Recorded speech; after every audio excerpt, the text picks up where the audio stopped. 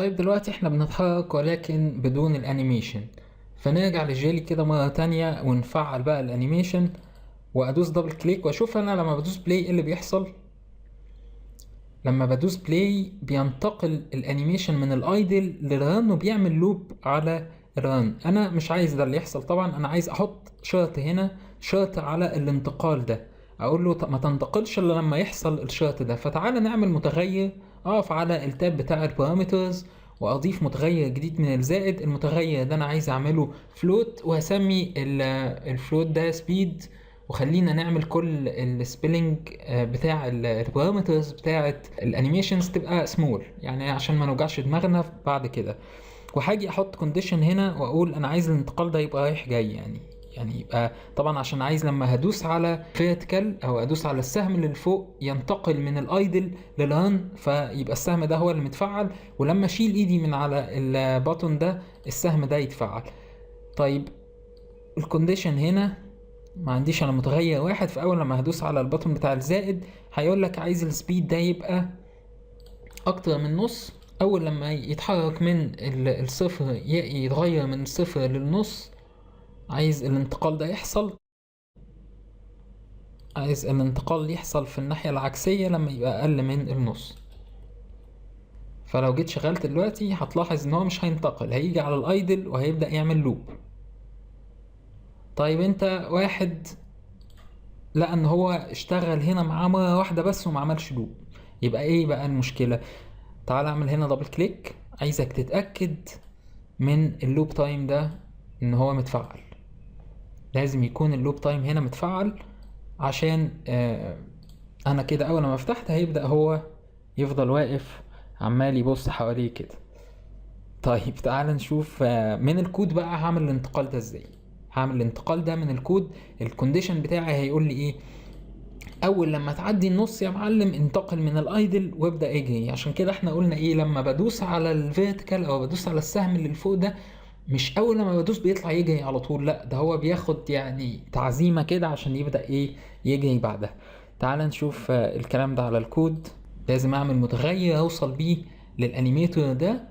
فحاجي هنا هقول ايه، برايفت ليه؟ لان انا بتكلم على كومبوننت جوه عندي، ده مش موجود في حتة تانية عشان اجيبه من البابليك. فهقول برايفت انيميتور وهسميه انيم،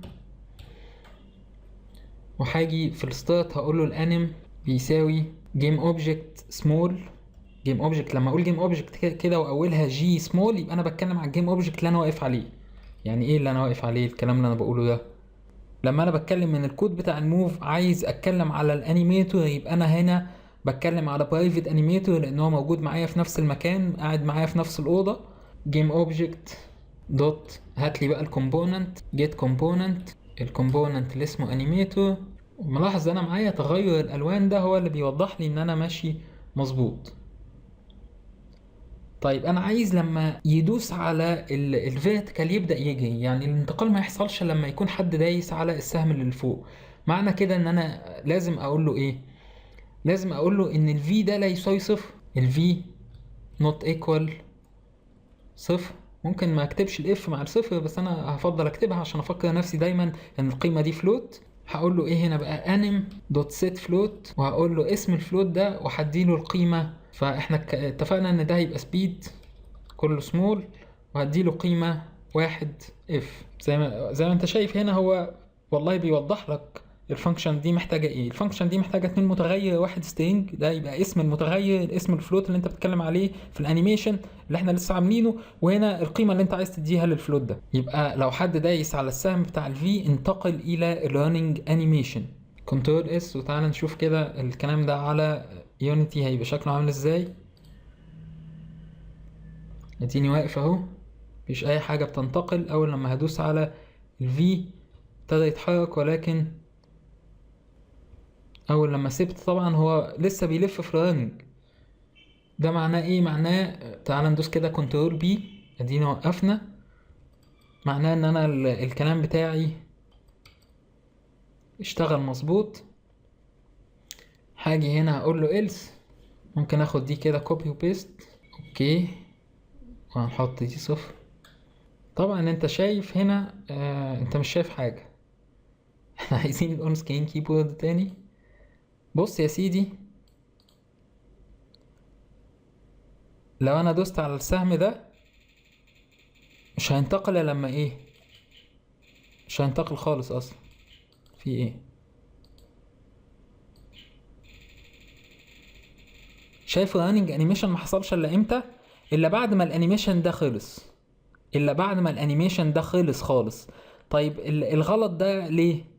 هو ده مش غلط ولا حاجه، ده هو اوبشن بس احنا عايزين نظبطه.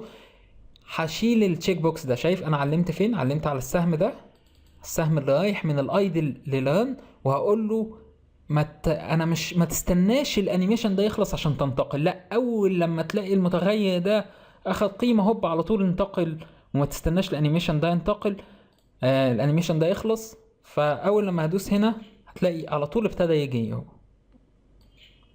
شايف على طول ابتدى يجي.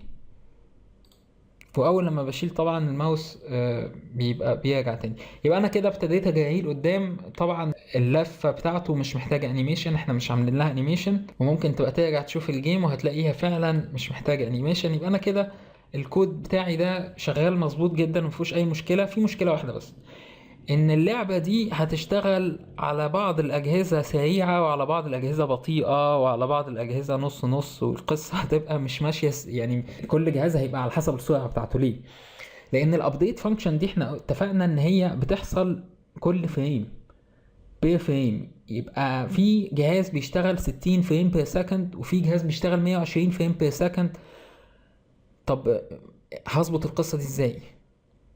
احنا اتكلمنا عن الموضوع ده قبل كده، بس احنا بنحب نعيده تاني، ان احنا هنضرب الكلام ده في تايم دوت دلتا تايم. يبقى انا هاخد الاتش هنا، انا يعني احب ان انا اعملها منفصلة، فهقول هنا اتش في يساوي تايم دوت دلتا تايم.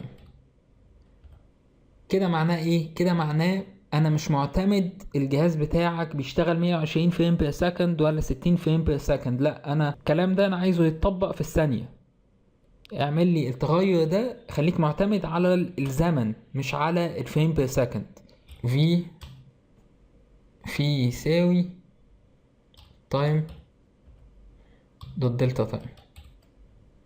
يبقى ده الاوبتمايزيشن الوحيد بس اللي احنا عايزين نزوده على الكود بتاعنا. وطبعا احنا اتفقنا ان اي خطوة احنا بنعدلها لازم نرجع ونتأكد ان ما عنديش مشكلة. هنا كده انا من الكيبورد قادر اهو بجري، الدنيا معايا زي الفل. شايف اول لما سبت هو استنى الانيميشن بتاع الجاي يخلص وبعدين وقف. هو ده انا عايزه يعني، عشان كده انا ما عملتش او ما شلتش الاكزit تايم من هنا. هتلاقيني هنا سايب الاكزit تايم، انا عجباني كده ماشي.